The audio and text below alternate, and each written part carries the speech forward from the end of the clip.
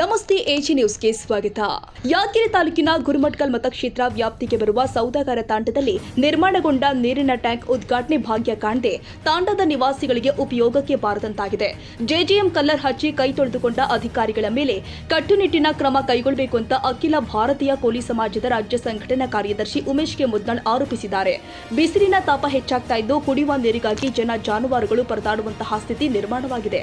ಯಾದಗಿರಿ ಜಿಲ್ಲಾ ಕೇಂದ್ರದಿಂದ ಕೇವಲ 9 ಕಿಲೋಮೀಟರ್ ದೂರದಲ್ಲಿ ಇರುವ ಹತ್ತಿಗುಣಿ ಹೋಬಳಿ ವ್ಯಾಪ್ತಿಗೆ ಬರುವ ಸೌದಾಗರ ತಾಂಡದಲ್ಲಿ ಸುಮಾರು ವರ್ಷಗಳಿಂದಲೇ ಲಕ್ಷಾನುಗಟ್ಟಲೆ ಸಾರ್ವಜನಿಕರ ತೆರಿಗೆ ಹಣ ಖರ್ಚು ಮಾಡಿ ಟ್ಯಾಂಕ್ ನಿರ್ಮಿಸಲಾಗಿದೆ.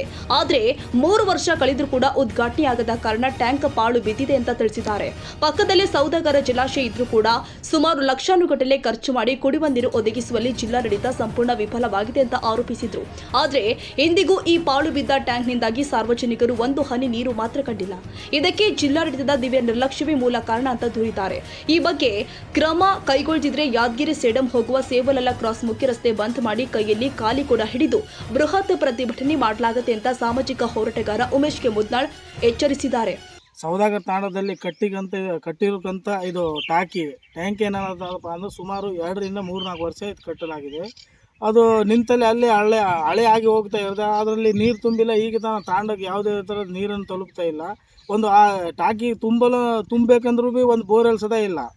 ಹಂಗಾಗಿ ನಾನು ಮನವಿ ಮಾಡ್ಕೊಳ್ಳೋದೇನೆಂದರೆ ಇಲ್ಲಿನ ಶಾಸಕರಿಗೂ ಹಾಗೂ ಇಲ್ಲಿ ಯಾದಗಿರಿಯ ಅಧಿಕಾರಿಗಳಿಗೂ ಕೂಡ ಮನವಿ ಮಾಡಿಕೊಳ್ಳುತ್ತೇನೆ. ಈ ನೀರು ಆದಷ್ಟು ಬೇಗ ಈ ಟಾಕಿನ ತುಂಬಿಕೆಸಿ ತಾಂಡಕ್ಕೆ ನೀರು ತಲುಪುವಂಥ ಕೆಲಸ ಮಾಡಬೇಕಂತ. ಯಾದಗಿರಿ ತಾಲೂಕಿನ ಸೌದಾಗರ್ ತಾಂಡದಲ್ಲಿ 2021-22ರಲ್ಲಿ ನಿರ್ಮಾಣ ಆಗಿರ್ತಕ್ಕಂಥ ಈ ನೀರಿನ ಟ್ಯಾಂಕು ಸಾರ್ವಜನಿಕರಿಗೆ ಏನದಂದ್ರೆ ನಿವಾಸಿಗಳಿಗೆ ಕುಡಿಯೋದಕ್ಕೆ ಇವತ್ತು ಇನ್ನೂವರೆಗೆ ಚಾಲುವಾಗಿಲ್ಲ. ಉದ್ಘಾಟನೆಗಾಗಿ ಕೈ ಬೀಸಿ ಕರಿತಕ್ಕಂಥದ್ದು ಕೆಲಸ ಆಗ್ಯದ. ಸ್ಥಳೀಯ ಶಾಸಕರು ಮತ್ತು ಅಧಿಕಾರಿಗಳು ತಕ್ಷಣ ಇದನ್ನು ಬೋರ್ವೆಲ್ ಕೊರೆಸಿ ಇದ್ರ ನೀರಿನ ಸರಬರಾಜು ಮಾಡ್ತಕ್ಕಂಥ ಕೆಲಸ ಮಾಡಬೇಕು.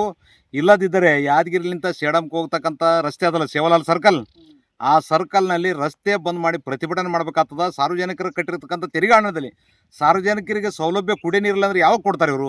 ತಕ್ಷಣ ಅದನ್ನು ಸರಿಪಡಿಸ್ತಕ್ಕಂಥ ಕೆಲಸ ಮಾಡಬೇಕು. ಮಾಡದಿದ್ದರೆ ಉಗ್ರ ಹೋರಾಟ ಮಾಡಿ ತಪ್ಪಿತಸ್ಥರ ಮೇಲೆ ಕಠಿಣ ಕ್ರಮಕ್ಕೆ ಆಗ್ರಹ ಮಾಡಬೇಕಾಗ್ತಕ್ಕಂಥದ್ದು ಇದು ಖಡಕ್ ಎಚ್ಚರಿಕೆ ನೀಡ್ತಿದ್ದೇನೆ. ಇದೇ ಸಂದರ್ಭದಲ್ಲಿ ಪರಮೇಶ್, ರಾಜು, ನಾರಾಯಣ್, ಈರಾ ಸಿಂಗ್, ನಾಮದೇವ್, ಬಸವರಾಜ್, ಹನುಮಂತ, ಗುರುನಾಥ್, ಸೋನು ರಾಠೋಡ್, ಶಿವಕುಮಾರ್, ಪವನ್, ತಾಯಪ್ಪ, ಹನುಮಂತ, ಯಮನಪ್ಪ, ದೇವಪ್ಪ, ಸಾಬಣ್ಣ, ಗೌಸ್, ಮಲ್ಲಪ್ಪ, ರಾಜಪ್ಪ, ನಾಗಪ್ಪ, ಮಹೇಶ್, ಲಕ್ಷ್ಮಣ್ಣ, ಮರೇಪ್ಪ ಸೇರಿ ಮತ್ತಿತರರು ಹಾಜರಿದ್ದರು. Nizamuddin, Yadgiri, AG news.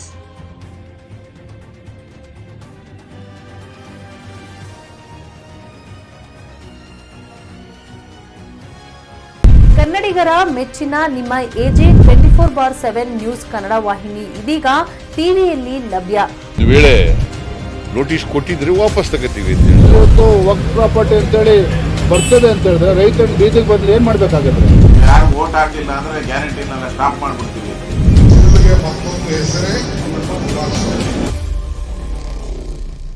ಕರ್ನಾಟಕ ಮತ್ತು ದೇಶ ವಿದೇಶ 360 ಡಿಗ್ರಿ ಸುದ್ದಿ ಹಾಗೂ ಉತ್ತರ ಕರ್ನಾಟಕ, ಬೆಳಗಾವಿ, ಬಾಗಲಕೋಟೆ, ಧಾರವಾಡ, ಹಾವೇರಿ, ಗದಗ, ಬಿಜಾಪುರ ಜಿಲ್ಲೆಯ ಕ್ಷಣದ ವಿವರವನ್ನ ಪಡೆಯುವುದಕ್ಕೆ ಎಜೆ 24/7 ನ್ಯೂಸ್ ಕನ್ನಡ ವಾಹಿನಿಯನ್ನ ಲೈಕ್ ಮಾಡಿ, ವಿಡಿಯೋಗಳನ್ನ ಶೇರ್ ಮಾಡಿ, ಕಮೆಂಟ್ ಮಾಡುವ ಮೂಲಕ ನಮ್ಮ ವಾಹಿನಿಗೆ ಸಹಕಾರ ನೀಡಿ ಮತ್ತು ಚಾನೆಲ್ ಅನ್ನ ಸಬ್ಸ್ಕ್ರೈಬ್ ಮಾಡಿ.